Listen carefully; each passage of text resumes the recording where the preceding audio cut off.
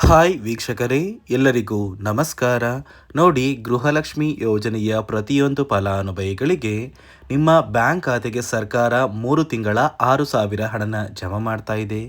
ನಾಳೆ ಸೋಮವಾರ ಜೂನ್ 30ರಂದು ಕರ್ನಾಟಕದ 27 ಜಿಲ್ಲೆಗಳ ಪ್ರತಿಯೊಂದು ಫಲಾನುಭವಿಗಳಿಗೆ 20ನೇ ಕಂತಿನ ಹಣ, 21ನೇ ಕಂತಿನ ಹಣ ಹಾಗೂ 22ನೇ ಕಂತಿನ ಹಣ, ಈ 3 ತಿಂಗಳ 6,000 ಹಣನ ಸರ್ಕಾರ ಜಮಾ ಮಾಡ್ತಾ ಇದೆ. ಅದೇ ರೀತಿ ಈ ಬಾರಿ ಸುಮಾರು 1 ಲಕ್ಷಕ್ಕಿಂತ ಅಧಿಕ ಫಲಾನುಭವಿಗಳಿಗೆ ಈ 6,000 ಹಣನ ಸರ್ಕಾರ ಕ್ಯಾನ್ಸಲ್ ಮಾಡಿದ್ದು, ಯಾವ ಕಾರಣಕ್ಕೆ ಈ ಫಲಾನುಭವಿಗಳಿಗೆ ಹಣ ಜಮಾ ಆಗ್ತಾ ಇಲ್ಲ ಅಂತ ನಾನು ನಿಮಗೆ ತಿಳಿಸ್ಕೊಡ್ತಾ ಇದ್ದೀನಿ. ಅದಕ್ಕಿಂತ ಮೊದಲು ನೀವೇನಾದರೂ ಇನ್ನೂ ಕೂಡ ನನ್ನ ಚಾನಲ್ನ ಸಬ್ಸ್ಕ್ರೈಬ್ ಆಗಿಲ್ಲ ಅಂದರೆ ದಯವಿಟ್ಟು ಪ್ರತಿಯೊಬ್ಬರು ಚಾನಲ್ನ ಸಬ್ಸ್ಕ್ರೈಬ್ ಮಾಡ್ಕೊಳ್ಳಿ. ಹಾಗೆ ವಿಡಿಯೋಗೆ ಒಂದು ಲೈಕ್ನ ಕೊಡಿ. ನೋಡಿ ಸ್ನೇಹಿತರೆ, ಗೃಹಲಕ್ಷ್ಮಿ ಯೋಜನೆಯ ಪ್ರತಿಯೊಂದು ಫಲಾನುಭವಿಗಳಿಗೆ ಸರ್ಕಾರದಿಂದ ಕೊನೆಗೂ 3 ತಿಂಗಳ 6,000 ಹಣನ ಸರ್ಕಾರ ಜಮಾ ಮಾಡ್ತಾ ಇದೆ. ಕಳೆದ 1 ತಿಂಗಳಿಂದ ಪ್ರತಿಯೊಂದು ಫಲಾನುಭವಿಗಳು ನಮ್ಮ ಬ್ಯಾಂಕ್ ಖಾತೆಗೆ ಹಣ ಜಮಾ ಆಗ್ತಾ ಇಲ್ಲ ಅಂತ ಕಮೆಂಟ್ನ ಮಾಡ್ತಾ ಇದ್ರಿ. ಇದೀಗ ಕೊನೆಗೂ ನಿಮ್ಮ ಬ್ಯಾಂಕ್ ಖಾತೆಗೆ ಸರ್ಕಾರ ಏಪ್ರಿಲ್, ಮೇ ಮತ್ತು ಜೂನ್ ತಿಂಗಳ ಹಣ, ಒಟ್ಟು 3 ತಿಂಗಳ 6,000 ಹಣನ ಜೂನ್ 30 ಸೋಮವಾರದಿಂದ ಈ 6,000 ಹಣನ ಜಮಾ ಮಾಡ್ತಾ ಇದ್ದು, ಈ ಬಾರಿ ಈ 3 ತಿಂಗಳ ಹಣನ ಸುಮಾರು 1 ಲಕ್ಷಕ್ಕಿಂತ ಅಧಿಕ ಫಲಾನುಭವಿಗಳಿಗೆ ಸರ್ಕಾರ ಕ್ಯಾನ್ಸಲ್ ಮಾಡಿದೆ. ಕಾರಣ ಏನು ಅಂದರೆ, ಸರ್ಕಾರ ಜಾರಿಗೆ ತಂದಿರುವ 5 ನಿಯಮಗಳ ಆಧಾರದ ಮೇಲೆ ಪ್ರತಿಯೊಂದು ಫಲಾನುಭವಿಗಳಿಗೆ ಹಣ ಜಮಾ ಆಗ್ತಾ ಇದ್ದು, ಯಾರೆಲ್ಲ ಈ ನಿಯಮಗಳನ್ನ ಪಾಲಿಸಿಲ್ಲ ನಿಮ್ಮ ಬ್ಯಾಂಕ್ ಖಾತೆಗೆ ಹಣನ ಸರ್ಕಾರ ಕ್ಯಾನ್ಸಲ್ ಮಾಡುತ್ತೆ. ಹಾಗಾದರೆ ಬನ್ನಿ ಸ್ನೇಹಿತರೆ, ಆ ನಿಯಮಗಳು ಏನು ಅಂತ ಕೂಡ ನಾನು ನಿಮಗೆ ತಿಳಿಸ್ಕೊಡ್ತಾ ಇದ್ದೀನಿ. ಅದಕ್ಕಿಂತ ಮೊದಲು ನಾಳೆ ಸೋಮವಾರ ಜೂನ್ 30ರಂದು ಕರ್ನಾಟಕದ ಯಾವ 27 ಜಿಲ್ಲೆಗಳಿಗೆ ಸರ್ಕಾರ 6,000 ಹಣನ ಜಮಾ ಮಾಡ್ತಾ ಇದೆ ಅಂದರೆ, ಮೊದಲಿಗೆ ಬೆಂಗಳೂರು ನಗರ, ಬೆಂಗಳೂರು ಗ್ರಾಮಾಂತರ, ರಾಮನಗರ, ಚಿಕ್ಕಬಳ್ಳಾಪುರ, ಚಿತ್ರದುರ್ಗ, ದಾವಣಗೆರೆ, ಕೋಲಾರ, ಶಿವಮೊಗ್ಗ, ಬಾಗಲಕೋಟೆ, ಬೆಳಗಾವಿ, ವಿಜಯಪುರ, ಗದಗ, ಉತ್ತರ ಕನ್ನಡ, ಬಳ್ಳಾರಿ, ಬೀದರ್, ಕಲಬುರಗಿ, ಕೊಪ್ಪಳ, ಯಾದಗಿರಿ, ವಿಜಯನಗರ, ಚಾಮರಾಜನಗರ, ಚಿಕ್ಕಮಗಳೂರು, ದಕ್ಷಿಣ ಕನ್ನಡ, ಹಾಸನ, ಕೊಡಗು, ಮಂಡ್ಯ, ಮೈಸೂರು ಮತ್ತು ಉಡುಪಿ, ಈ 27 ಜಿಲ್ಲೆಗಳ ಪ್ರತಿಯೊಂದು ಫಲಾನುಭವಿಗಳಿಗೆ ಸರ್ಕಾರ 3 ತಿಂಗಳ 6,000 ಹಣನ ಜಮಾ ಮಾಡ್ತಾ ಇದ್ದು, ಪ್ರತಿಯೊಬ್ಬರು ಜುಲೈ ತಿಂಗಳ ಮೊದಲ ವಾರದಷ್ಟರಲ್ಲಿ ಈ 6,000 ಹಣನ ನಿಮ್ಮ ಬ್ಯಾಂಕ್ ಖಾತೆಗೆ ಪಡ್ಕೋತೀರಾ. ನೋಡಿ ಸ್ನೇಹಿತರೆ, ಈ ಬಾರಿ ಸುಮಾರು 1 ಲಕ್ಷಕ್ಕಿಂತ ಅಧಿಕ ಫಲಾನುಭವಿಗಳ ಬ್ಯಾಂಕ್ ಖಾತೆಗೆ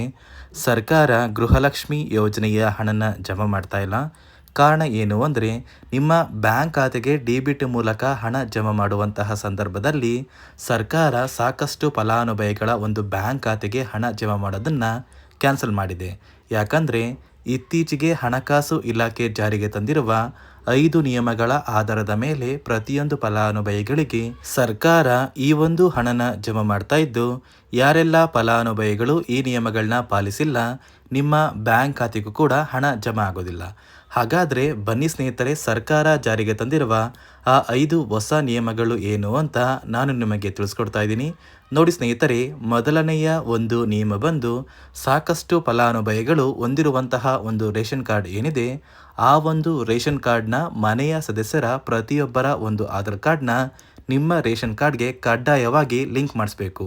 ಅಂದರೆ ಈ ಒಂದು ಲಿಂಕ್ ಮಾಡಿಸುವಂತಹ ಒಂದು ಪ್ರೊಸೀಜರ್ಗೆ ಸರ್ಕಾರ KYC ಅಂತ ಕರೀತಾರೆ. ನಿಮ್ಮ ರೇಷನ್ ಕಾರ್ಡ್ಗೆ ಇನ್ನೂ ಸಹ KYC ಆಗಿಲ್ಲ ಅಂದರೆ ನಿಮ್ಮ ಬ್ಯಾಂಕ್ ಖಾತೆಗೆ ಸರ್ಕಾರ ಮುಂದಿನ ದಿನಗಳಲ್ಲಿ ಗೃಹಲಕ್ಷ್ಮಿ ಯೋಜನೆಯ ಹಣನ ಕ್ಯಾನ್ಸಲ್ ಮಾಡುತ್ತೆ. ಅದೇ ರೀತಿ ಎರಡನೆಯ ಒಂದು ನಿಯಮ ಬಂದು, ಸಾಕಷ್ಟು ಫಲಾನುಭವಿಗಳು ಕಳೆದ 3 ತಿಂಗಳಿಂದ ಸರ್ಕಾರದಿಂದ ಬರ್ತಾ ಇರುವಂತಹ ಒಂದು ರೇಷನ್ ಏನಿದೆ, ಅಂದರೆ ಉಚಿತ ಅಕ್ಕಿ ಏನಿದೆ, ಈ ಒಂದು ರೇಷನ್ನ ಪಡ್ಕೋತಾ ಇಲ್ಲ. ಒಂದು ವೇಳೆ ಕಳೆದ 3 ತಿಂಗಳಿಂದ ನೀವು ರೇಷನ್ನ ಪಡ್ಕೊಂಡಿಲ್ಲ ಅಂದರೆ ಸರ್ಕಾರ ನಿಮ್ಮ ಬಳಿ ಇರುವಂತಹ ಒಂದು ರೇಷನ್ ಕಾರ್ಡ್ನ ಕ್ಯಾನ್ಸಲ್ ಮಾಡುತ್ತೆ. ನಿಮ್ಮ ರೇಷನ್ ಕಾರ್ಡ್ನ ಸರ್ಕಾರ ಕ್ಯಾನ್ಸಲ್ ಮಾಡಿದರೆ ನಿಮ್ಮ ಬ್ಯಾಂಕ್ ಖಾತೆಗೆ ಗೃಹಲಕ್ಷ್ಮಿ ಯೋಜನೆಯ ಹಣ ಇರ್ಬೋದು ಮತ್ತು ಸರ್ಕಾರದಿಂದ ಬರುವಂತಹ ಒಂದು ಸೌಲಭ್ಯಗಳನ್ನ ನೀವು ಕಳ್ಕೋಬೇಕಾಗುತ್ತೆ. ಅದೇ ರೀತಿ ಮೂರನೆಯ ಒಂದು ನಿಯಮ ಬಂದು, ನೋಡಿ ಸ್ನೇಹಿತರೆ, ನಿಮ್ಮ ಬಳಿ ಇರುವಂತಹ ಒಂದು ಆಧಾರ್ ಕಾರ್ಡ್ ಏನಿದೆ, ಆ ಒಂದು ಆಧಾರ್ ಕಾರ್ಡ್ನ ಕಳೆದ 15 ವರ್ಷಗಳಲ್ಲಿ ನೀವು ಯಾವುದೇ ರೀತಿಯ ಒಂದು ತಿದ್ದುಪಡಿನ ಮಾಡಿಸಿಲ್ಲ ಅಂದರೆ ನಿಮ್ಮ ಬ್ಯಾಂಕ್ ಖಾತೆಗೆ ಸರ್ಕಾರ ಗೃಹಲಕ್ಷ್ಮಿ ಯೋಜನೆಯ ಹಣನ ಕ್ಯಾನ್ಸಲ್ ಮಾಡುತ್ತೆ. ಯಾಕಂದರೆ ಸರ್ಕಾರದಿಂದ ಬಂದಿರುವಂತಹ ಒಂದು ಆದೇಶದ ಪ್ರಕಾರ ಪ್ರತಿಯೊಂದು ಫಲಾನುಭವಿಗಳು ಕಳೆದ 15 ವರ್ಷಗಳಲ್ಲಿ ಯಾವುದೇ ರೀತಿಯ ಒಂದು ತಿದ್ದುಪಡಿನ ನಿಮ್ಮ ಆಧಾರ್ ಕಾರ್ಡ್ಗೆ ನೀವು ಮಾಡಿಸಿಲ್ಲ ಅಂದರೆ ಕಡ್ಡಾಯವಾಗಿ ಆದಷ್ಟು ಬೇಗ ನಿಮ್ಮ ಆಧಾರ್ ಕಾರ್ಡ್ಗೆ ತಿದ್ದುಪಡಿನ ಮಾಡಿಸಿ. ಅದೇ ರೀತಿ 4ನೆಯ ಒಂದು ನಿಯಮ ಬಂದು ನಿಮ್ಮ ಕುಟುಂಬದ ಒಂದು ವಾರ್ಷಿಕ ಆದಾಯ 7 ಲಕ್ಷಕ್ಕಿಂತ ಕಡಿಮೆ ಇರಬೇಕು. ಒಂದು ವೇಳೆ ನಿಮ್ಮ ಕುಟುಂಬದ ವಾರ್ಷಿಕ ಆದಾಯ 7 ಲಕ್ಷಕ್ಕಿಂತ ಜಾಸ್ತಿ ಇದ್ದರೆ ನಿಮ್ಮ ಬ್ಯಾಂಕ್ ಖಾತೆಗೆ ಸರ್ಕಾರ ಗೃಹಲಕ್ಷ್ಮಿ ಯೋಜನೆಯ ಹಣನ ಕ್ಯಾನ್ಸಲ್ ಮಾಡುತ್ತೆ. ಅದೇ ರೀತಿ 5ನೆಯ ಒಂದು ನಿಯಮ ಬಂದು ನಿಮ್ಮ ಕುಟುಂಬದ ಸದಸ್ಯರು ಅಥವಾ ಗೃಹಲಕ್ಷ್ಮಿ ಯೋಜನೆಯ ಫಲಾನುಭವಿಗಳು ಯಾರು ಕೂಡ ಸರ್ಕಾರಿ ನೌಕರರಾಗಿ ಕಾರ್ಯನಿರ್ವಹಿಸ್ತಾ ಇರಬಾರ್ದು.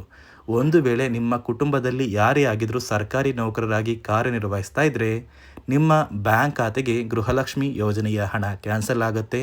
ಈ 5 ನಿಯಮಗಳ ಆಧಾರದ ಮೇಲೆ ಪ್ರತಿಯೊಂದು ಫಲಾನುಭವಿಗಳಿಗೆ ಸರ್ಕಾರ ಹಣ ಜಮಾ ಮಾಡ್ತಾ ಇದೆ.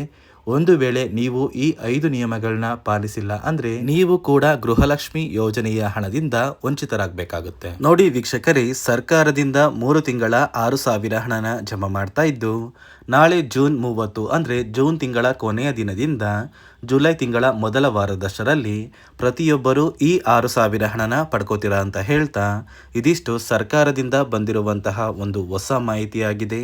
ನಾನು ಕೊಟ್ಟಿರುವಂತಹ ಮಾಹಿತಿ ನಿಮಗೆ ಇಷ್ಟ ಆಗಿದ್ದಲ್ಲಿ ದಯವಿಟ್ಟು ಪ್ರತಿಯೊಬ್ಬರು ನನ್ನ ಚಾನಲ್ನ ಸಬ್ಸ್ಕ್ರೈಬ್ ಮಾಡ್ಕೊಳ್ಳಿ, ಹಾಗೆ ವಿಡಿಯೋಗೆ ಒಂದು ಲೈಕ್ನ ಕೊಡಿ.